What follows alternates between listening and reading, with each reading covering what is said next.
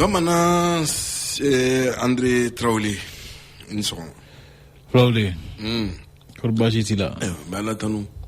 I ye n ye cogo min na. N b'o cogo de la. Sabula ni dugu jɛra. N'i yɛrɛ ɲɛ b'a la i bɛ ka fiɲɛ sama. K'a bila. Ka tila k'a ye jɔlen b'i sen kan. Foyi man kan jɔ malo k'Ala barikada. O tuma n b'o bolo de kan. O ka ɲi. Tubarikala. An bɛɛ bɛ Ala fo. Ne yɛrɛ bɛ Ala fo. Ayiwa o diyara n ye. I fana b'i sen kan. Ala ye hinɛ masa ye. Tubarikala. An b'o Ala kelen fo. André ka bɔ Kati ka se yan. Sira ka jan. Kori baasi tɛ sira la. Bon an mu tɛ yan sɛgɛn dɔɔnin bi n'o tɛ. Sigi mɔgɔ caman ye taji sɔrɔ. Dɔgɔkun laban in na bɔ. Ne ma mun faamuya embouteillage la. Bolifɛnw cayara. Ni embouteillage bonyana. Maa caman b'i ka bolifɛn fa. K'a sababu kɛ bi in na taji ko ka gɛlɛn. Hali dɔw yɛrɛ bɛ yen n'u sera fili la u b'a faga. Ayi bɔn anw bɛna dɔɔnin dɔɔnin. I t'olu maa o la dɛ. Ayi bɔn an bɛna dɔɔnin dɔɔnin de. A tɛ se bolifɛn faga la. I tɛ se ka jɔ i tɛ taa kosɛbɛ. Parce que fɛn man ca tɛ sira la yɛrɛ. Ka bɔ yen ka na. Ayiwa. Diyara n ye 20 janvier ko ale ye sini. Kosɛbɛ kɛ Ala ko jira an na. Ala ko jira an na. O tuma o labɛn bɛ cogo di i ye jumɛn jateminɛ ka bɔ Kati ka se yan. Bon surasiw bɛ labɛnw na yen. Tubarikala. An ye surasiw jateminɛ k'an kɛrɛfɛ. U bɛ u ka degeli baaraw la sini u kan ka mun kɛ u bɛ ka dɔw ɲɛ yira ɲɔgɔn na ye. K'o sen da o ka embouteillage la dɛ ou bien a ma k'o niveau la. Ayi bɔn o tɛ sira kan. Logement sociaux minnu bɛ ka jɔ ka ɲɛsin kan ma. Hakili la sira dɔw bɛ yen u bɛ ka baara in kɛ yen nɔ. Ayiwa journaliw b'i bolo n b'a lajɛ ka kumabaw ta ni k'a fɔ jama ye yanni nɛgɛ ɲɛ 11 miniti 30 cɛ k'i nɛn don a kɔrɔ k'a walawala o tɛ. O ye tiɲɛ ye fulaw de ye. Bisimila. Bi ye ntɛnɛn ye janvier kalo tile 19 don san 2026 an bɛ dugawu kɛ armée nationale ye. U bɛ kɛlɛ min na Ala k'u lakana. Ala ka u don juguw kalo dibi la. Ala ka se dugu ma juguw kan. Jamana yɛrɛ ka se ka basigi. Journal fɔlɔ tɛ Essor y'i bolo. Essor don. Essor ye mun fɔ sɔgɔmada in na. Fulaw de y'a sɛmɛntiya k'a fɔ ko armée malienne ye san 65 sɔrɔ. I b'a ye k'a fɔ ko san 65 taama ka ɲɛsin yɛrɛ hɔrɔnya ani lakana ma Essor kɛlen don ka fasiri caman kɛ a ko kan. U ka fɛrɛ tɛ 5, 6, 7, 12, 13, 14 o bɛɛ ye 20 janvier kibaruyaw ye. U kɛmɛ ka labɛn caman k'a kan ka se ka ɲɛfɔli caman kɛ mɔgɔw ka se ka faamuyali caman sɔrɔ 20 janvier ko la. O kɔfɛ jamana ɲɛmaa Asimi Goyita tun bɛ Laginɛ. A taara Mamadi Dumiya ale ka fangata hukumu kɔnɔna na kalataw kɛra. A yɛrɛ k'a fɔ ko Mamadi Dumiya de ye sebaa ye. Ale fana bolo dora faga la a kɛnɛ kan jamana ɲɛmaa caman tun bɛ yen i n'a fɔ Asimi Goyita Mali jamana ɲɛmaa ko Mali ka waati la l'ère du Mali dɔgɔkun dɔ min ye yɛrɛma hɔrɔnya dɔgɔkun sen yɛrɛkɔrɔ dɔgɔkun ani yɛrɛma hɔrɔnya dɔgɔkun ye sabula ko janvier kalo tile 14 ani janvier kalo tile 20 a bɛ maaw hakili jigin jamanadenw ka bɔliba min kɛra janvier kalo tile 14 ani armée ka sigili la sen kan 20 janvier n'o armée ka donba ye. Olu fila bɛ ɲɔgɔn tali kɛ ɲɔgɔn na. Les Échos.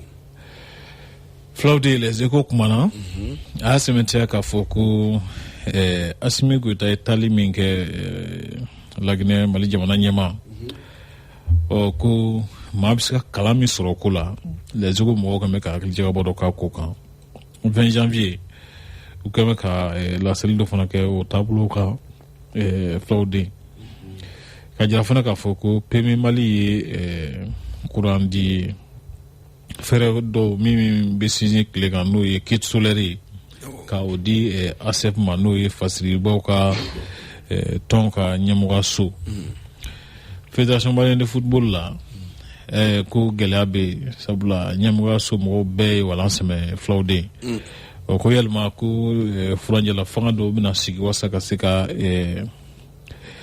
a ko makara ka sigi kala kelen kan wa ɲininkali gɛlɛn ɲininkali mun bɛ n'a jaabi tɛ e ni ne si bolo don nata an na jaabi sɔrɔ o kɔni mais o de don waati tɛ a yɛrɛ sɔsɔ koyi n'i ma kɔrɔtɔ waati kɔni t'a yɛrɛ sɔsɔ n'o bɔra yan jumɛn bɛ yen sisan le malien kumana le malien ale y'a sɛmɛtiya k'a fɔ ko Yakuba Katile ye sankura fɔ kumu kɔnɔna na a ye foli min kɛ kunlenaba 5 min bɛ yen n'a b'a fɛ lafasatɔn ko baara ka taa o sira kan i n'a fɔ UNTM la kɛrɛnkɛrɛnnenya la a y'o min ɲɛmaa ye a ye ɲɛfɔli dɔw kɛ min bɛ tali kɛ lafasatɔn minnu bɛ marabolow kɔnɔ ka olu sinsin kosɛbɛ o ɲɛmɔgɔso ni tɔn baara sinsin yen nɔ kosɛbɛ ka u ka lafasatɔn ɲɛmɔgɔw fana kalan u ka se ka syndicat baara ɲɛdɔn kosɛbɛ min bɛ tali kɛ lafasatɔn ko yɛrɛ fana baara hukumu kɔnɔna na ɲɛtaa minnu sɔrɔla ka se ka sinsin kɛ olu fana kan kosɛbɛ ani min bɛ tali kɛ ɲɔgɔn minɛ ka sinsin o kan ani laban ka sifinw ka se ka to olu kɛrɛfɛ fulaw den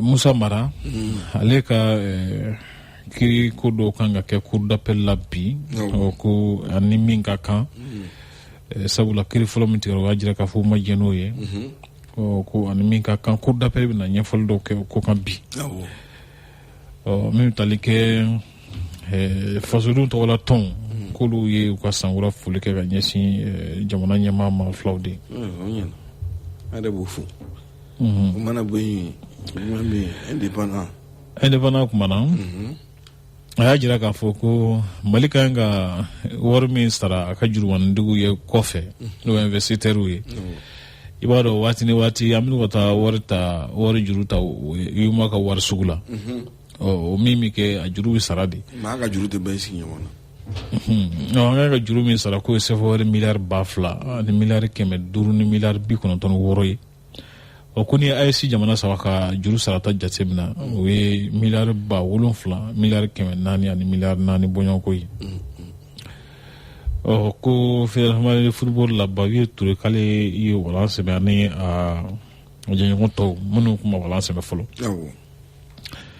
o kɔfɛ Chérif Ousmane Walani Haidara ko a ye delili kɛ k'a fɔ ko fɛɛrɛw ka tigɛ min b'a to Imam Mahmud Dicko bɛ segin ka na cogo min na politiki mɔgɔ minnu minɛnen don o ka olu bila ani diinɛ ɲɛmɔgɔw ko waasa basigi ka se ka na jamana kɔnɔ ɲɔgɔn faamuya ka se ka na mankanw ni furukufuruku ka ban ko o ka kɛ Ala ka basigi na amina nouvelle horizon a sɛmɛntiya fulaw de k'a fɔ ko kibaruya fila minnu ye fasiri dɔw ka gafew kɔnɔ n'o ye k'a publier Kalumɛ Fu ani Soir de Bamako olu ye n k'a fɔ fulaw de a jira k'a fɔ ko kulu min bɛ wele ko collectif sauver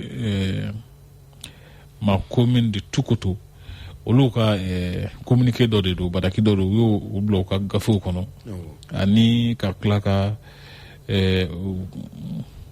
farankan dɔ n'a wele ko contribution gafe fasiri sɛbɛnnen min ni a bɛna di ka kɛ farankan ye nka a tigi tɛ jurɔli se o bɛ wele ko contribution de u y'o fana bila u ka gafe kɔnɔ ka bɔ o ko o de ma bɛn maire Fatumata Jalo ma Tukutu ko a ye jalakili sɛbɛn don o kama sariya ɲɛkɔrɔ wa k'a bɛ musaka min ɲini k'o ye CFA wari miliyɔn 20 de ye a ko senfɛ Ala ka jisuma k'a furu a ye miliyɔn 20 sɔrɔli bi kuma ka ca ne terikɛ a ko hinɛ na anw ye ko wɛrɛ dila o de o tɛ filira yɔrɔ min an bɛ yafa ta yen a ma se yɔrɔ bɛɛ ma Mali jamana ɲɛmaa Asimi Goyita jira k'a fɔ ko a taara Laginɛ k'a sababu kɛ ko Laginɛ kɛra jamana fɔlɔ dɔ ye min ye Mali siguroma do wati gelaw kuno. Ame se wal ñu ndongon. Ni jume. Humanité. Ale ko di. Ale ko affaire paramutu ko ko nana ni o yekelenge mino sani fere bengando e jamana ni Afrique Sud ni ñoce baraka dadu ni ñoce. O flow de ko ka ika jamana baraki ka jamana ye. Ko ni o kɛra faratima ko ye dun service on paye devient risqué kuma ka ca ala ka hakili ɲuman d'a ma 20 janvier ko Mali finitigiw kɔni ye dege dɔw ko kan ka min yira jama la sini k'u y'a degeli dɔw kɛ génie militaire la CMSS la fulaw de ko ka tɔnsigi ma wele ko conseil d'administration ta ko fila kɛra ko a kɛra ka bila hukumu min kɔnɔ o de ye ka se ka mara kɛcogo ɲuman min bɛ ka o fanga bonya kosɛbɛ ani ɲina san kɔnɔna na ŋaniya minnu b'u la ka tila ka olu kow sigi sen kan fulaw den ko wasa Imam Mahmud Diko ka segin ka na Mali kɔnɔ ko Sheriff Ousmane Madani Haidara Haut Conseil islamique ɲɛmɔgɔba k'a b'a la ka kumaɲɔgɔnw caya kosɛbɛ ani jamana ɲɛmɔgɔw ni ɲɔgɔn cɛ. Ala k'a ko sabati. An b'a kuncɛyɔrɔ jumɛn na sisan? La Sirène. Ale ko office Niger la o ko kɛtaba minnu b'a la ka ɲɛmaa kura makɔnɔ ko ɲɛfɔli kɛlen don ka ɲɛsin olu dɔw ma yan nɔ. Sirakanbaaraw hukumu kɔnɔna na ko minnu ye baarakɛlaw dɔw opérateurs ye fulaw de ko u b'a la k'u ka minɛnw cɛ ka bɔ baara yɔrɔw la. Ayiwa ni ye sɔgɔmada kunnafoni teli kumabaw ye. I sera ka minnu an sera ka minnu sɔrɔ ka fɔ mɔgɔw ye. Fɔ an ye. Le flash d'information avec la rédaction de Clédou Info.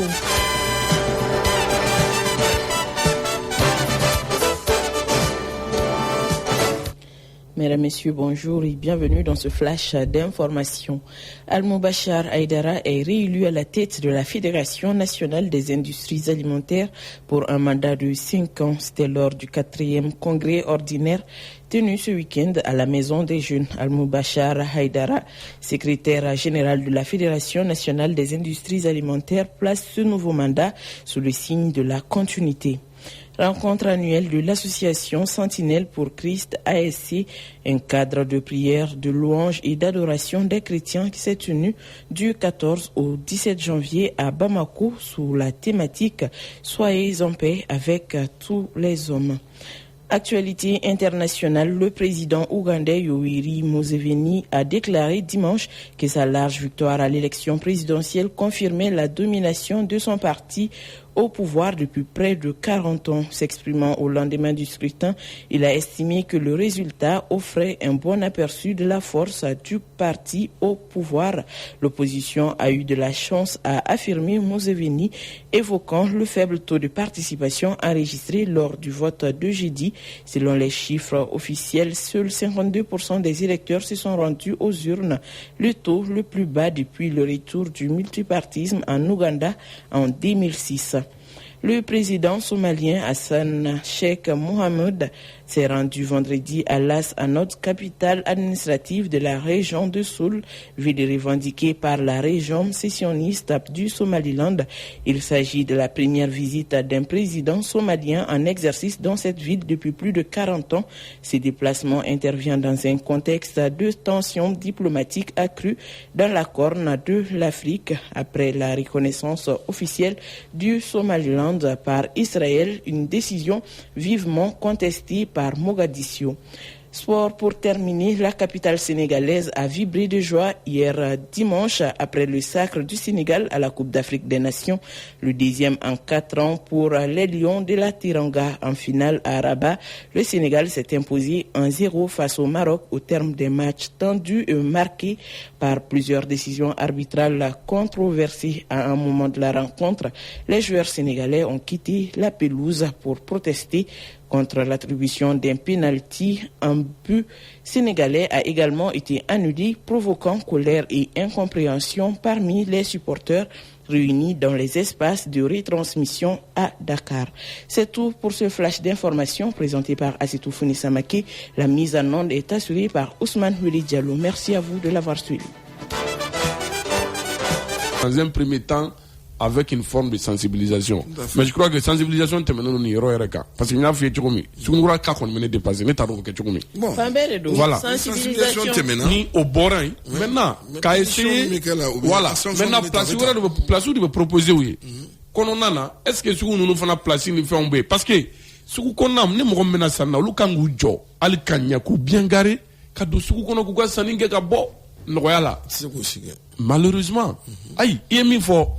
Mɔgɔ minnu yɛrɛ bɛ yen k'olu ka sira yɛrɛ de kan ka tɛmɛ a yɔrɔw fɛ ka taa u seyɔrɔ la mais ni sɛgɛn bɛ ɲɔgɔn na waati bɛɛ dɔw bɛ déviation ko t'a la n'i bɛ déviation kɛ a bɛ sɛgɛn min degun min da i kan mais ni sira bɔra an kana ɲɔgɔn musalaka sira dabɔra boli de kama sira dabɔra tɛmɛni de kama wa sugu de dabɔra feere fana kama c'est une réalité les magasins sont là-bas magasins bɛ yen nɔ sugu kɔnɔnaw yɛrɛ fana bɛ yen nɔ donc je crois que bi an bɛ yɔrɔ min na ko sisan ni autorités tulo b'an kan na a ka di an ye hali bi u ka disposition wɛrɛw ta u ka stratégie wɛrɛw ta pour que tɛmɛsennamaw olu bɛ se ka lafiya cogo min na an ka sugu kɔnɔnaw la d'une manière générale o tɛ Ousmane Doumbia an bɛ a fo o tɛmɛnen kɔfɛ an bɛ taa ni an ka sujet filanan ye Amadou Maïga Nyamakoro santé la vérité ah oui a kumana fɛn min kan a ko bi ko an ka karamɔgɔw an b'olu kɛ minnu bɛ yen n'olu kan ka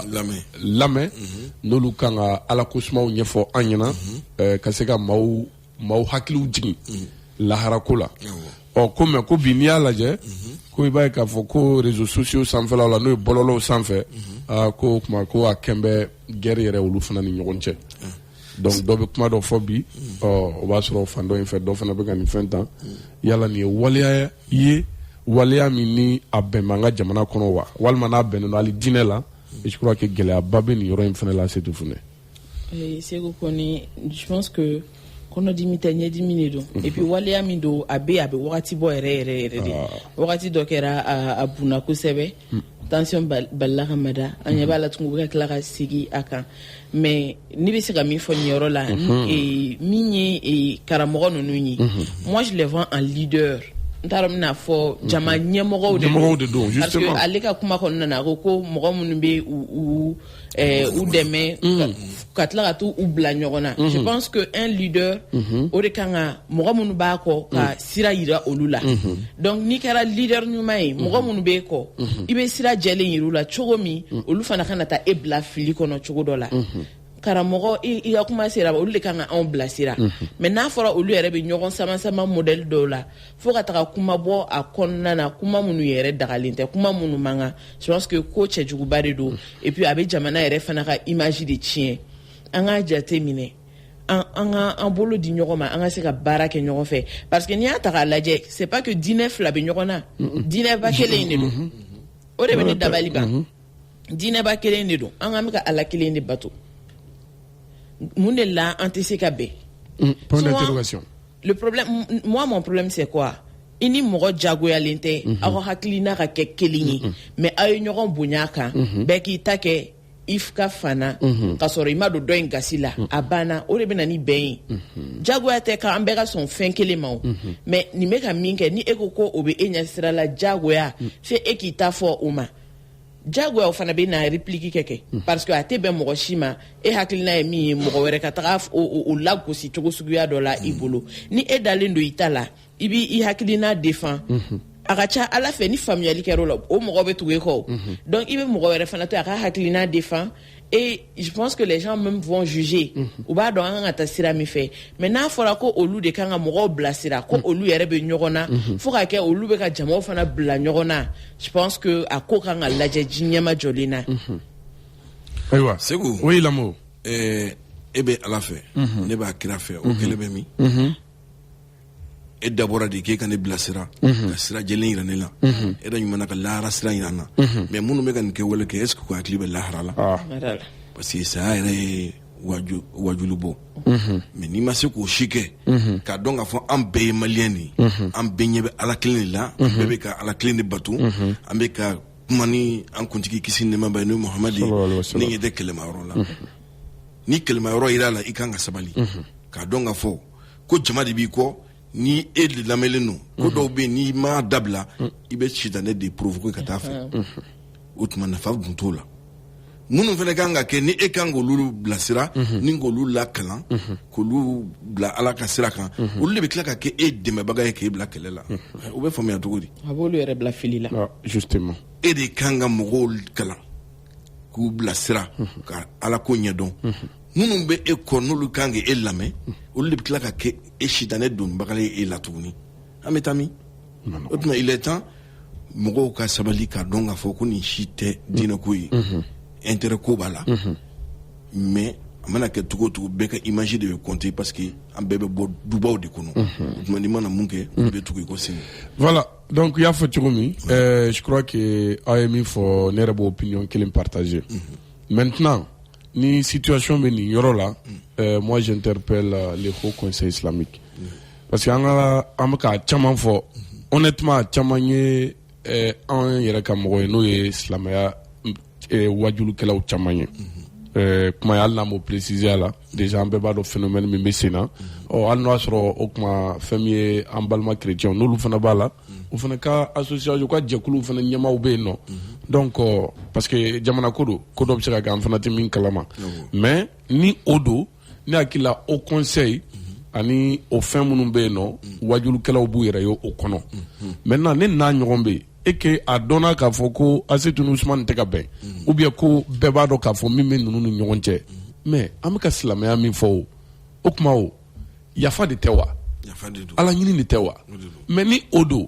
pourquoi au conseil fana tɛ se ka ninnu hakiliw yira ɲɔgɔn na parce que o y'u ka ɲɛmɔgɔw ye voilà donc ne yɛrɛ bolo ni min bɛ yen nɔ au moins u k'a lajɛ fɔlɔ ko kun gɛlɛyara cogo cogoya ni an ka diinɛmɔgɔw da kun donna la alhamdulilayi o kun y'o ko bannen mais bi o kɛra o contraire dɛ bɛɛ dan yira de la bi o sɔrɔla mun fɛ est-ce que diinɛ lase cogo min n'a fana bɛ laɲini diinɛ minnu bɛ k'a baara kɛ est-ce que u bɛ k'a kɛ o kɛcogo la wa bi je crois que a bɛ bɛɛ ɲɛkɔrɔ dɛ n tɛ yan nɔ ka se ka mɔgɔ lagosi a bɔlen Ala ko la dɔɔni voilà nafolo ko fana dɔɔni non mais n'i y'a ye an bɛ taa ka taa ɲɔgɔn buruja réseau sanfɛ donc an kana Ala ko bila ɲɛfɛ honnêtement an t'o la n'o tɛ n'an b'o la a tɛ s'o ma ni e ye min fɔ ne ma lamɔ ne m'o dɔn ne kan ka o dɔn ka Ala minɛ wa fana Segu est-ce que d'une part est-ce que an kalannen don fana ayiwa nin bɛɛ ye a damana fɛn voilà mais ne yɛrɛ kɔni bolo e bɛ mun dɔn o de sɛbɛnnen don ne fana bɛ mun dɔn o de sɛbɛnnen don virgule t'u ni ɲɔgɔn cɛ kɛlɛ bɛ min ayi mankan tɛ opinion in kan koyi ni an nana ye tuguni k'a fɔ ko interprétation ma ɲina mun an tɛ ɲɔgɔn consulter justement sinon mankan tɛ o yɔrɔ kan u tɛ ɲɔgɔn sɔrɔ o kan u bɛ ɲɔgɔn sɔrɔ minnu kan diɲɛ kow de don Ala sago i sago donc ni o don je crois que an bɛ au conseil interpeller k'a fɔ ne ni situation modèle bɛ yen a ka di anw ye o kuma u ka se k'u maaw wele u ni ɲɔgɔn cɛ ka kuma et je crois que au conseil fana b'o baaraw la donc o ka kɛ sababu ye parce que ni a bɛ lagosi de se a diinɛ ma an ka tiɲɛ fɔ a bɛ fɔ de ko ninnu yɛrɛ fana ninnu ta ɲi donc n'o fana kuma sulu don a cɛ man ɲi o kuma ɲani jamana ɲɛmaaw fana da ka don a la parce que n'i y'a cybercriminalité donna a la ka se ka mɔgɔ dɔw minɛ c'est parce que ne bolo an yɛrɛ ni ɲɔgɔn cɛ ni tun bɛ ɲɛnabɔ voilà ka sɔrɔ o t'a la o tɛ wa bɛɛ k'a dɔn hali bi an balima minnu bɛ yen nɔ n'u wulitɔw don n'u bɛ wajuliw kɛ réseau ni fɛnw sanfɛ u k'a dɔn k'a fɔ kɔlɔlɔw bɛ fɛnw na i bɛ kuma min fɔ dans Ala tama n'i ma ɲɛ o la i kɔni ka wajulu kɛ i tilen k'i ka baara kɛ maaw deli o tuma an ka ɲɔgɔn burujaw ni ɲɔgɔn kɔrɔfɔw ɲɔgɔn kɔrɔmatigɛw vraiment an k'o bɔ baara la a cɛ man ɲi kɔrɔmatigɛli yɛrɛ de cɛ man ɲi voilà mais donc ne ka baara min kɔni kɛ ko silamɛya diinɛ don ko diinɛ baara don a mana kɛ diinɛ fɛn fɛn ye voilà ka fɔ nin kɔni ta ye a dɔ ye an b'an auditeurs fo une fois de plus santé la vérité ale ni Ousmane Doumbia o kuma o tɛmɛnen kɔfɛ Ousmane wele Asetu Fune Samake nous allons maintenant avec la façon de parler sur Clédou 101.2 le mot du jour en bota ambiverti de la grand-mère ambiverti. Je vais appeler oui. A-M-B-I-V-E-R-T-I-E. C'est un nom féminin. Ambiverti. Une personne ambivertie se situe au centre du spectre de la personnalité équilibrant des traits d'introversion et d'extraversion selon le contexte. Introverti déjà, je pense que ama afokachea, ama fo lumo kono donc extraverti au contraire. Taramna fo chumi bana kana wala lindo akako bebe keneka. Mais ambiverti ale ba o flabe faranyo ka. Mogo mi ba don wakati jume nganga ke kono na mogo yi, wakati jume ni mogo kanga kenyo kon fe. Je pense que amogo kacha. Parce que tu donnes tinti il va me retirer ba miriko kolona mogote ga il va se rogati dobe aga ko dobe utefo aga ko chama be atefo abesi voilà nganga kulenga mogo fe rogati jume abodon mais mogo fana ou marobe kilina tolila rogati ni rogati. Voilà, ou encore une personne capable de s'adapter. Na fo ya fo tiko mina. Les ambivertis apprécient la socialisation tout en ayant besoin de solitude pour recharger leur énergie, ce qui les rend flexibles et équilibrés dans leurs relations. Donc ils sont capables de travailler efficacement en équipe comme en autonomie. C'est une personne ou encore qui ne se reconnaît pas exclusivement dans les extrêmes de l'introversion ou de l'extraversion. Voilà, c'est pour rejoindre ce que tu as dit. Ma famille est ambivertie. Nous allons avec la date du jour. Nous sommes en tous les combien? 19 janvier. Le 19 janvier. Bon, on ne veut pas que l'intérêt fait. Le 20 janvier. Parce que demain, mardi 20 janvier, il n'y aura pas de la matinale. Parce que c'est chômé. C'est chômé pourquoi? Parce que le 20 janvier est une date historique majeure au Mali, célébrée comme la fête de l'armée nationale. Les femmes. Le 20 janvier commémore. Sinon, l'armée malienne, elle commémore le 20 janvier 1961, jour où le président Modibo Keïta a décidé de la création de l'armée malienne et exigé l'évacuation des bases militaires françaises, affirmant ainsi la souveraineté totale du Mali. Ça, c'était quelques mois après la proclamation de l'indépendance. Donc nous étions en janvier 1961. Bien que l'armée ait été officiellement créée le 1er octobre 1960, le 20 janvier 1961 marque l'acte politique souverainiste de prise en main de la défense nationale par le président Modibo Keïta. Cette date a enclenché le départ des troupes françaises effectives le 5 septembre 1961, symbolisant la rupture avec la puissance coloniale. C'est une journée de fierté nationale marquée par des cérémonies militaires, des hommages aux blessés et aux martyrs et des discours axés sur la défense de la patrie. Et demain mardi 20 janvier 2026, notre armée commémorera son 65e anniversaire à tout.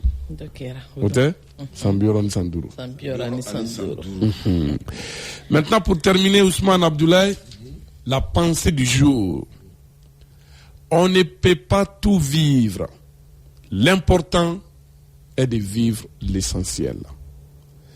Elle nous invite à nous concentrer sur l'essentiel, à prioriser ce qui a une réelle valeur ou un sens profond pour nous. On ne peut pas tout vivre. L'important est de vivre l'essentiel, c'est tout. Je crois que c'est ça. C'est Koukoni, parce que ni a déjà terminé. Wakati dile no bema. Dianatique en konote mesilado. Gani eika ou wakati tasa kiba keka kobedo ke. Kana wati ntienfu, kana tien. Le temps est précieux. Qu'est-ce beaucoup là? Nini befo hein? Na faba be komu na iyereka. Iyere baro mi na faga bon ko sebe eka. Dabotonna. Iga jamana kan. Ikilenti sera benyana bo. Wa ikilenti sera la betien hein? Ma ikilenti se ko. Ote? Aywa mangala me bawfo. Kafoko ni anga parti folo ni okunchelenye Ousmane Wele Diallo asetu fune sama ke siku kone kafodu tere kuka to lamella ha no doyen munu me kana mambufo Khalifa Nama Traoré Alassane Souleymane Kuni Sogoma ame Hassan Baba Jombele fo wertem nyama ba ka Shaka Doumbia fo Mamadi Jakite Ben Baraka